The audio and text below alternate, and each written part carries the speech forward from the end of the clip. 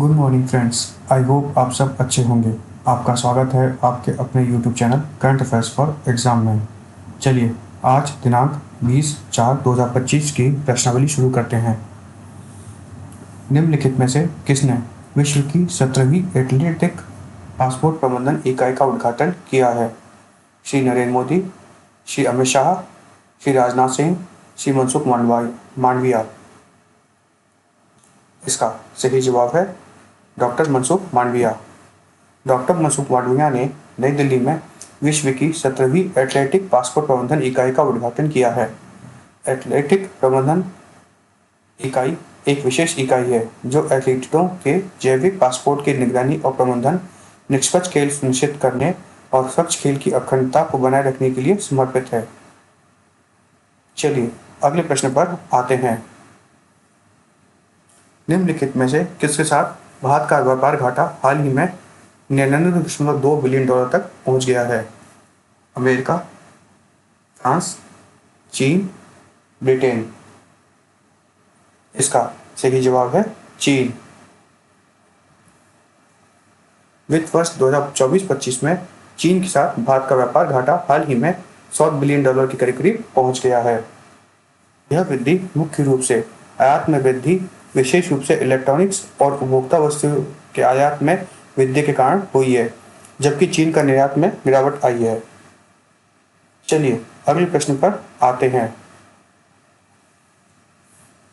निम्नलिखित में से किस मंत्रालय ने राष्ट्रीय कर्मयोगी जन सेवा कार्यक्रम शुरू किया है? वाणिज्य और उद्योग, आयुष, कॉर्पोरेट मामले, भारी उद्योग। इसका सही जवाब है वाणिज्य और उद्योग। आयुष मंत्रालय ने राष्ट्रीय कर्मयोगी जन सेवा कार्यक्रम शुरू किया है, जो व्यापक मिशन कर्मयोगी ढांचे के तहत एक दक्षता एक क्षमता निर्माण पहल है। इस कार्यक्रम का उद्देश्य आयुष मंत्रालय ने कर्मचारियों की सेवा उन्मुखता और पेशेवर कौशल को बढ़ाना है तथा अधिक उत्तरदायी और कुशल कार्यबल को बढ़ावा देना है। चलिए अगले प्रश्न पर आते हैं। निम्नलिखित में से कौन सा राज्य और भारतीय प्रौद्योगिकी संस्था बॉम्बे वाहन से ग्रिड प्रौद्योगिकी के कार्यान्वयन को पता लगाने के लिए एक पायलट परियोजना पर सहयोग कर रहे हैं? मध्य प्रदेश, केरल, उत्तर प्रदेश, हरियाणा। इसका सही जवाब है केरल। केरल राज्य विद्युत बोर्ड और भारतीय प्रौद्योगिकी संस्था बॉम्बे केरल में वाहन से ग्रिड प्रौद्योगिकी के कार्यान्वयन की संभावना तलाशने के लिए एक पायलट परियोजना पर सहयोग कर रहे हैं। इस पहल का उद्देश्य राज्य के विद्युत ग्रिड में इलेक्ट्रिक वाहनों को एकीकृत करना, ग्रिड स्थिरता और नवीकरणीय ऊर्जा एकीकरण को बढ़ाना है। चलिए अगले प्रश्न पर आते हैं। निम्नलिखित में से किसे 2025 के लिए WEF युवा वैश्विक नेता नामित किया गया है? चंदना बाउरी, अनुराग ठाकुर, राम मोहन नायडू, भव्या बिश्नोई। इसका सही जवाब है राम मोहन नायडू। पर्यटन मंत्री श्री राम मोहन नायडू को 2025 के WEF युवा वैश्विक नेता के रूप में नामित किया गया है। युवा वैश्विक नेता का मंच WEF की एक पहल है जो 40 वर्ष से कम आयु के उन व्यक्तियों के लिए एक वैश्विक मान्यता है जो नेतृत्व, नवाचार और सार्वजनिक क्षेत्र सेवा में के माध्यम से सार्थक परिवर्तन ला रहे हैं। नायडू केंद्रीय मंत्रिमंडल में सबसे युवा मंत्री हैं। चलिए अगले प्रश्न पर आते हैं। निम्नलिखित में से किस देश ने हाल ही में ईस्टर युद्ध विराम की घोषणा की है? रूस, इजराइल, सीरिया, ईरान। इसका सही जवाब है रूस।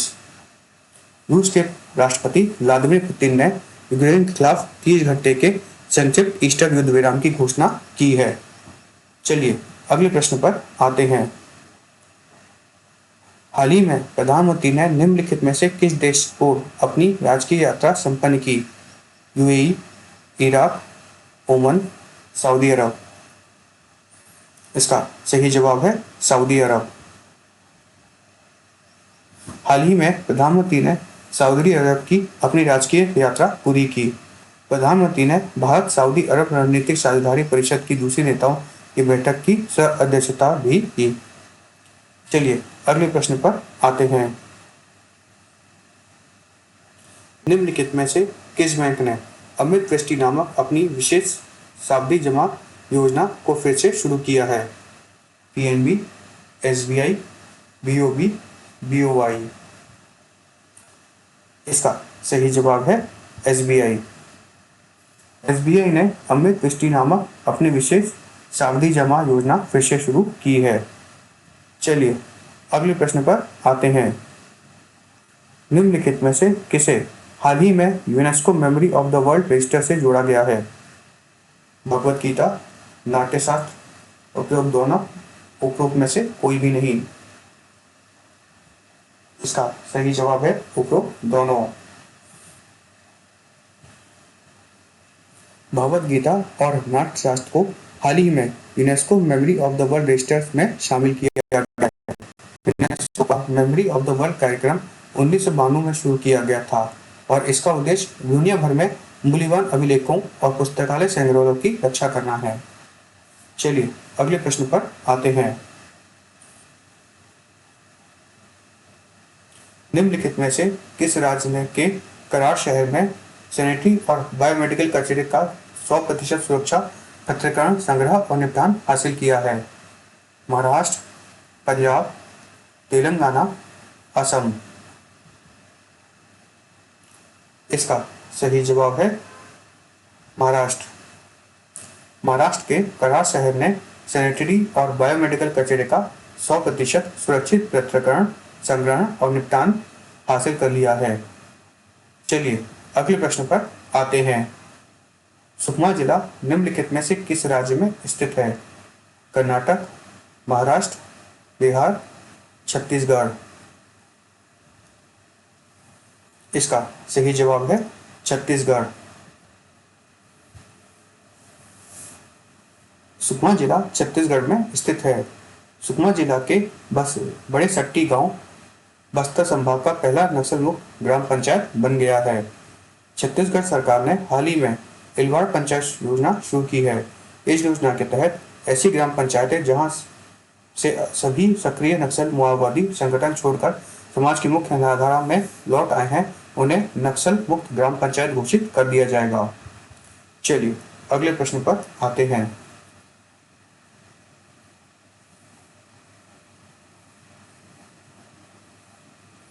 निम्नलिखित में से किस संस्था के शोधकर्ताओं ने कमल के पत्ते जैसी संरचना का उपयोग करके super hydrophobic laser inductor graphene भाषिक पत्र विकसित किया है? IIT Delhi, IIT Kanpur, IIT Roorkee, IIT Bombay. इसका सही जवाब है आईआईटी बॉम्बे।